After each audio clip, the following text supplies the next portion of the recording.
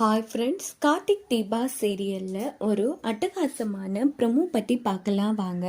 அதுக்கு முன்னாடி நம்ம சேனலை சப்ஸ்கிரைப் பண்ணாதவங்க கீழே இருக்கிற சப்ஸ்கிரைப் பண்ணி கிளிக் பண்ணிவிட்டு பக்கத்தில் இருக்கிற பெல் பட்டனையும் கிளிக் பண்ணிடுங்க. சரி வாங்க வீடியோக்குள்ளே போகலாம். இப்போ பார்த்தோன்னா நம்ம கார்த்திக் ரேவதியோட கழுத்தில் தாலி கட்டிட்டாங்க. ஸோ இப்போது நம்ம ரேவதி மனவெடியில் வச்சு என்ன யோசிக்கிறாங்கன்னா, தாலி கட்டும் போது நீ வேணும்னா என் அம்மாவை ஏமாற்றி என் அம்மாவோட மனசை வேணும்னா மாற்றிக்கலாம், ஆனால் எக்காரணத்தை கொண்டும் இந்த ஜென்மத்தில் நான் உன் கூட ஒன்று சேர்ந்து வாழ மாட்டேங்கிற மாதிரி தான் ரேவதி யோசிச்சிருப்பாங்க. அதே போல் கார்த்தி யோசிச்சுட்டு என்ன தாலி கட்டியிருப்பாங்கன்னா, இந்த குடும்ப கௌரவத்துக்காகவும் உன்னோட வாழ்க்கைக்காகவும் தான் நான் உன் கழுத்தில் தாலி கட்டுறேன் அப்படின்னு. ஸோ இதில் இருந்து என்ன தெரியுது, நம்ம கார்த்திக்கு ரேவதியை விரும்பி கல்யாணம் பண்ணிடல கார்த்திக்கும். அதே மாதிரி ரேவதியும் வெறுப்போடு தான் கார்த்தியோட தாலியை ஏற்றுக்கிறாங்க.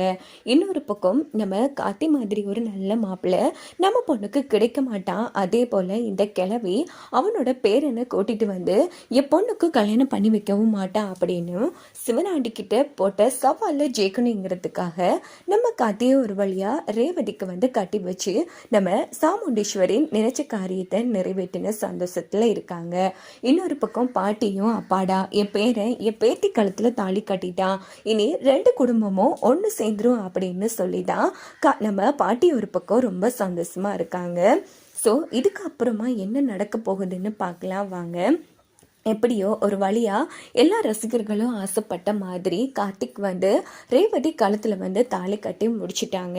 இப்போது நம்ம கார்த்திக் யோசிக்கிறது என்னென்னா, எப்படியாச்சும் 2 குடும்பத்தையும் நான் ஒன்று சேர்ப்பேன் அப்படின்னு தான். அப்படி இருக்கும்போது கார்த்திக் மாப்பிள்ளையா சாமுண்டீஸ்வரி வீட்டுக்கே போவாங்களா, இல்லைன்னு சொன்னால் நம்ம பாட்டி கல்யாண மண்டபத்தில் வச்சு சாமுண்டீஸ்வரி கிட்ட இப்படி கார்த்தி தான் என் பேரனுங்கிற உண்மையை உடைப்பாங்களா?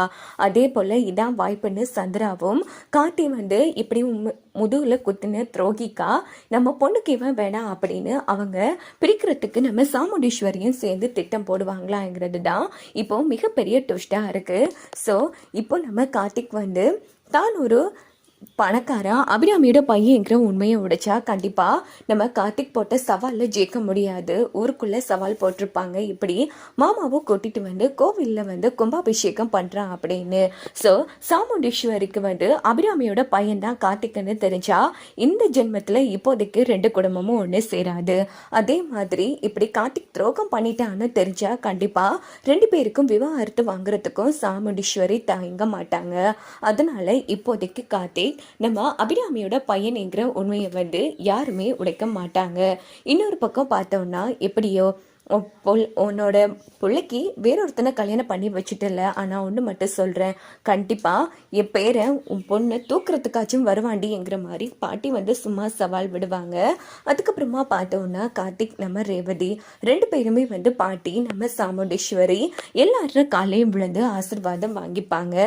அதே போல் சாமுண்டீஸ்வரி தான் நினைச்ச காரியத்தை முடிச்சுட்டோம் அப்படின்னுட்டு சிவனாண்டிக்கிட்ட பேசுவாங்க. பார்த்துல இப்படி ஒரு தங்கமான மாப்பிள்ளை என் பொண்ணுக்கு கிடைக்க மாட்டா, இங்க பாரு பெருசா அந்த பொறுக்கி பையன் மகேஷை கல்யாணம் பண்ணி வச்சு என் பொண்ணு வாழ்க்கையை கெடுக்கலான்னு பார்த்தேன்ல, இனிமேல் உன்னால அசைக்கவே முடியாது. இங்க பாரு, சொல்ல போனா ராஜா எங்க வீட்டோட காவல் தெய்வம்டா அப்படின்னு சவால் விடுவாங்க.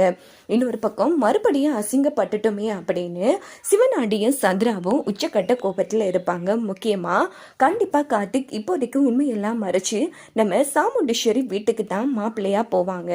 ஸோ அங்க வச்சு இனி சந்திரா எதுவுமே பேச முடியாது நம்ம கார்த்திகே. ஏன்னா கார்த்திக் இப்போ வீட்டோட மாப்பிள்ளையா போயிட்டாங்க. 2 குடும்பத்தையும் ஒன்று சேர்க்கும் வரைக்கும் கார்த்திக் தான் யாருங்கிற உண்மையை இப்போதைக்கு போட்டு உடைக்க மாட்டாங்கன்னு தான் நான் நினைக்கிறேன். நீங்க என்ன நினைக்கிறீங்கன்னு மறக்காம உங்க கருத்தை கமெண்ட்ல சொல்லுங்க. முக்கியமா உண்மை தெரிஞ்சா இப்போதைக்கு ட்விஸ்டா இருக்காது. ஸோ உண்மை தெரியாம பின்னாடி நம்ம கார்த்திக் ரேவதிக்கு இடையில சின்ன சின்ன ரொமான்ஸ் சீன்லாம் கொண்டு 2 பேரும் ஒருத்தருக்கு ஒருத்தர் புரிஞ்சு வாழ போற அந்த கட்டத்தில் கார்த்திக் யாருங்கிற உண்மை தெரிஞ்சா ரொம்ப நல்லாவே இருக்கும். வாங்க வெயிட் பண்ணி பார்க்கலாம்.